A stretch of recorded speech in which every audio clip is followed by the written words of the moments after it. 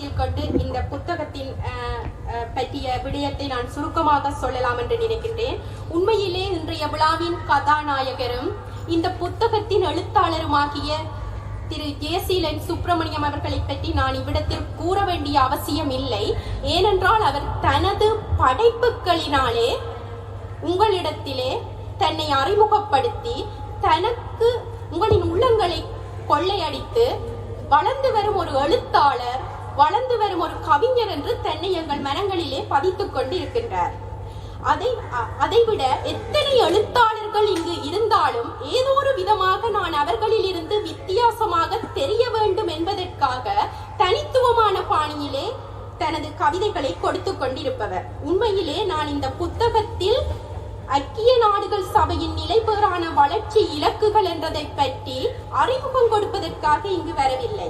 இந்த புத்தகத்தின் வாசகராக நான் அதை படித்து ஒவ்வொரு கதைகளையும் உள்ளார்ந்தமாக சிந்தித்து என்னுடைய இந்த புத்தகத்தை வாசித்த பிறகு உள்ள என்னுடைய அனுபவத்தையும் உணர்ச்சிகளையும் சிந்தனைகளையும் தான் உங்களுடன் கூற வந்திருக்கின்றேன். அந்த வகையிலே ஐக்கிய நாடுகள் சபையின் 17 நிலைபெறான வளர்ச்சி இலக்குகள் அது உங்கள் அனைவருக்கும் தெரிந்திருக்கும். வறுமை, பசி போக்குதல், அனைவருக்குமான தரமான கல்வி, பாலினை சமத்துவம், தூய்மையான நீர், இவ்வாறு அடுக்கிக் கொண்டே போகலாம். அதில் வறுமை என்ற தலைப்பை இந்த கவிஞன் எவ்வாறு எடுத்து சொல்கின்றான் என்று பார்த்தீர்களேயானால், நமது இன மக்களின் உணர்வு பூர்வமான துயரங்களை அந்த வறுமையுடன் அழகாக ஒப்பிடுகின்றார். இன்றைய காலகட்டத்தில் பேசு பொருளாக இருப்பது காணாமல் போனவர்கள் பற்றிய நிலைமை. அம்மா மகனுக்காக ஏங்கிக் கொண்டிருக்கின்றார், மனைவி கணவனுக்காக ஏங்கிக் கொண்டிருக்கின்றார். அதனை அழகாக கவிகளில் கொண்டு வருகின்றார் பாருங்கள். மகனுக்காய் கண்ணீருடன் காத்திருக்கும் தாய் நிற்க, நம்பிக்கையுடன் பொட்டு வைத்திருக்கும் மனைவி தவிக்க, பசியை கண்களுக்குள் பதுக்கி வைத்து பார்த்திருக்கும் பச்சிளம் குழந்தைகள் பல நூறு. பாருங்கள், அந்த மக்களின், தமிழ் இன மக்களின் உணர்வை அந்த வறுமையுடன் எவ்வாறு இணைக்கின்றார். அதுதான் இந்த கவிஞனுக்குரிய தனித்துவமாக நான் பார்க்கின்றேன். அதைவிட கிளிநொச்சி, முல்லைத்தீவு மாவட்டங்களுக்கு சென்றீர்களே ஆனால் ஏனையின் பாதையில் பொழுத்தின் பைகளை வைத்துக் கொண்டு பாலப்பழம் பாலப்பழம் என்று சொல்லிக் கொண்டு நிற்பார்கள். ஏனென்றால் வறுமையின் நிமித்தம் அடுத்த நிமிஷம் என்ன சாப்பாடு என்று தெரியாதவர்கள் கல்வியை விட்டு அங்கே நிற்கின்றார்கள். அதை அழகாக யதார்த்தமான எடுத்துக்காட்டுகளை கொண்டு இங்கு பின்னி பிணைந்திருக்கின்றார் பாருங்கள்.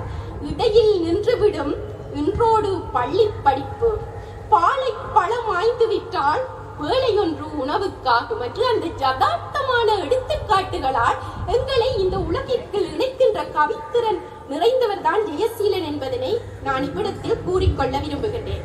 சரி, வறுமையாக இருக்கின்றது, என்ன செய்வோம் என்று போய் விவசாயத்தை தொடங்கினால் காலநிலை மாற்றங்களால் வறட்சி, வெள்ளப்பெருக்கு. அப்ப எவ்வாறு இந்த வறுமையை நாங்கள் நீக்கிக் கொள்வது என்ற கேள்வியை அழகாக இங்கே கேட்கின்றார்.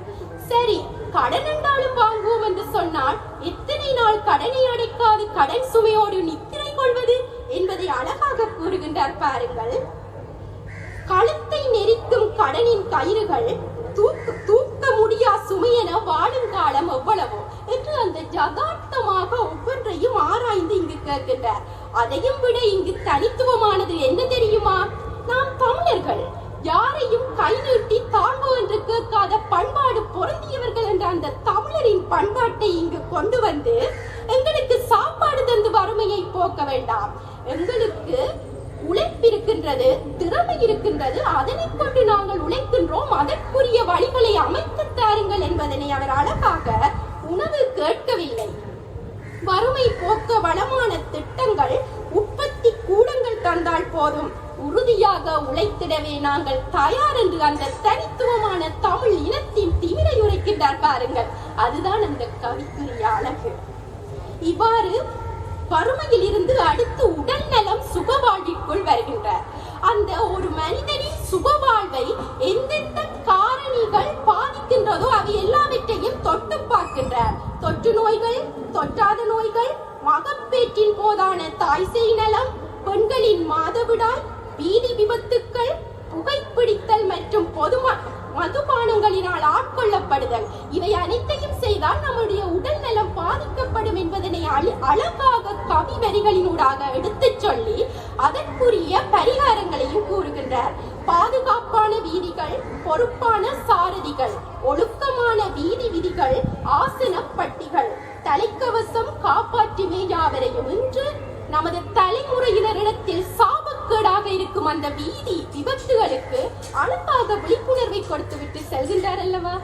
இதே போல இவ்வாறு சொல்லிக்கொண்டே போகலாம். இறுதியாக சொல்கிறார், உங்களிடத்தில் எத்தனை செல்வங்கள் இருந்தாலும் அது பிரயோசனம் இல்லை, உடல் நலம் தேவை என்பதை என்ன செல்வம் சேர்த்தாலும் முன்னுரிமை என்னவென்றால் ஆரோக்கியமும் நல்வாழ்வும் என்று கூறி சென்றார். அடுத்து தரமான கல்வி என்றதை பார்த்தோமாக இருந்தால், இன்று கல்வி சமுதாயத்தினரிடத்தில் உள்ள பிரச்சனை என்ன? ஆசிரியர்கள் சரியான நேரத்திற்குள் வகுப்புக்கு செல்வதில்லை. அதனால் பாடசாலை மாணவர்கள் தனியார் கல்வி நிறுவனங்களை நாடி செல்கின்றார்கள். அப்போ இலவச கல்வி என்ற பெயரில் இன்று இலங்கையில் இலவச கல்வியா நடக்கின்றது என்ற அந்த ஆதங்கத்தை, கல்வி இலவசம் என்றாலும் நல்ல கல்விக்கு கட்டணமா, கனவு காடும் கட்டுப்பாடா என்ற இந்த சமுதாயத்தினரிடத்தில் விதைக்கின்றார். அது மட்டுமல்ல, அரசாங்கத்திற்கு தூது விடுகின்றார் தன் கவிவரிகள் மூலம். அடுத்து பாலின சமத்துவம்.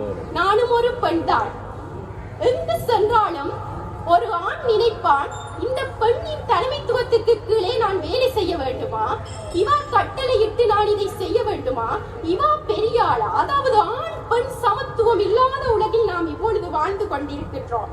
அதனை ஒவ்வொரு எடுத்துக்காட்டுகளாக கூறி அழகாக எடுத்தியம்பி இருக்கின்றார். அதைவிட பெண் பிள்ளைகளை இளம் வயதில் திருமணம் செய்து கொடுப்பதனால் அவர்கள் சாதிக்க முடியாதவர்களாக போகின்றார்கள் என்ற அந்த ஆதங்கத்தை இங்கு கொட்டி தீர்த்திருக்கின்றார்.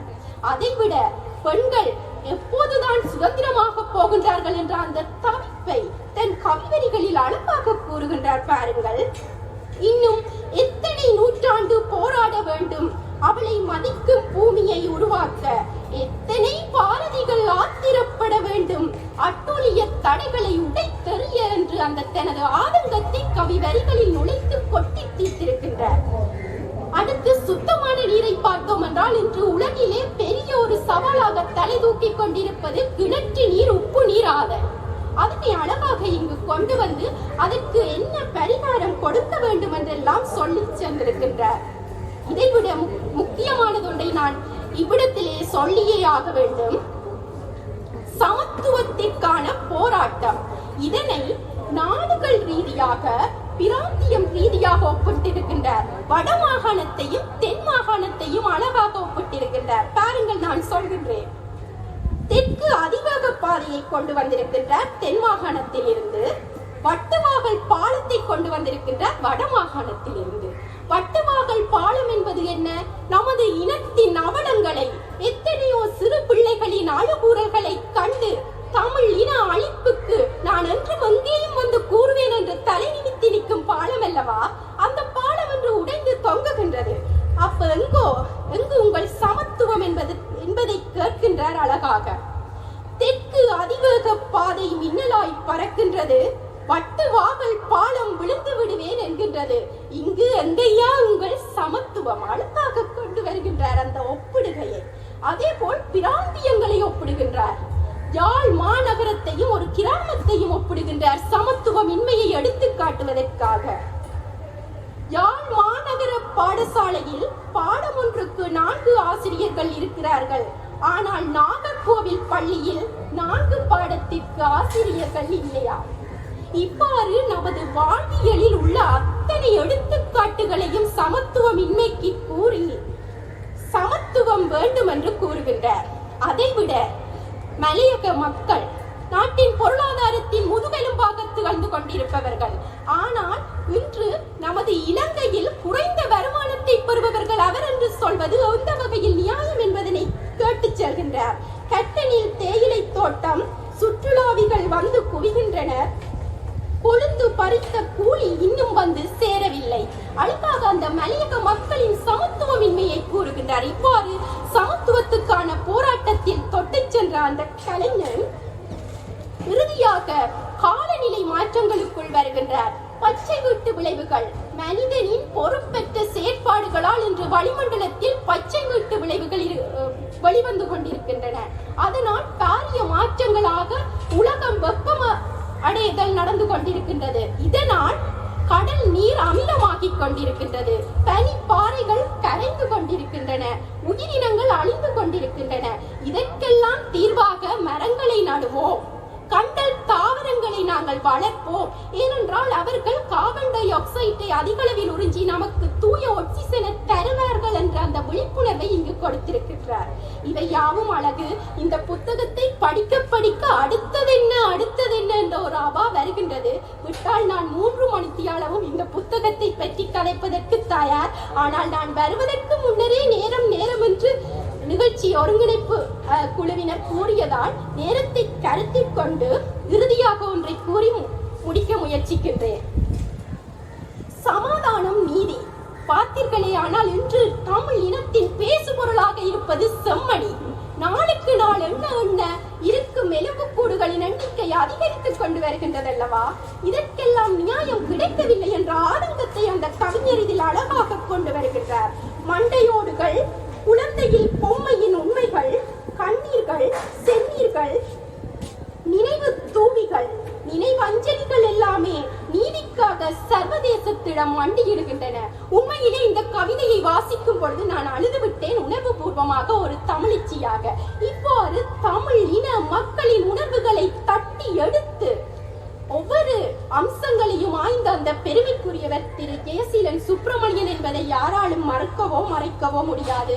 ஐக்கிய நாடுகளின் கொள்கை என்னவென்றால், இந்த இலக்குகளை 2030 ஆண்டிலாவது நாம் அடைந்து விட வேண்டும் என்று.